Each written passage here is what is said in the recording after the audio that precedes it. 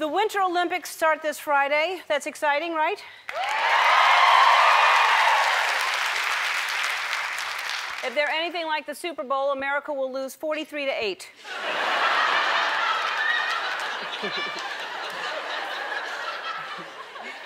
If you love the Olympics, you probably know most of the events. There's figure skating and skiing and hockey, or as it's also known as football Canadiano.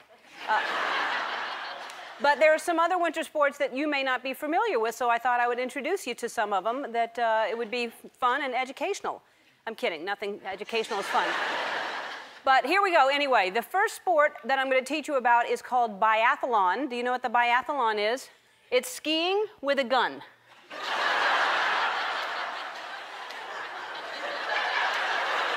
That's what they're doing. They're skiing and there's a gun on their backs. That's crazy. When I was growing up, you couldn't even run with scissors. And these people are skiing with a gun. They're supposed to ski as fast as they can, and then they have to shoot a target. That's what that is. Also this year, because Russia, they have the anti-gay laws, it will not be called a biathlon. It will be called a heteroathon.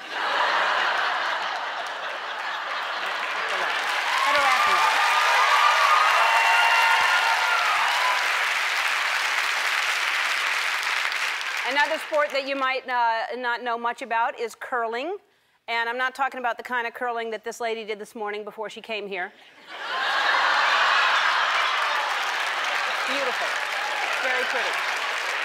I like it. In curling, 4 players try to slide a rock into a big circle. You can take her off now. She's very attractive and she's got a lot of airtime. You try to slide a rock into a big circle called the house, and then they sweep the ice to make the rock go further. So in women's curling, the ladies have to get down on the floor, and then they curl and sweep and stay in the house. It's very sexist. And if that's not bad enough, the male curlers dress like pimps. This is a real photo of a Norwegian men's team. Good-looking pimps, but still, they're pimps.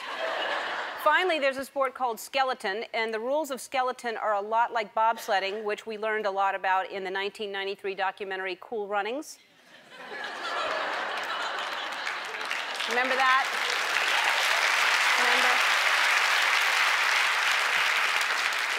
Except in skeleton, you're alone on a tiny sled going 70 miles per hour.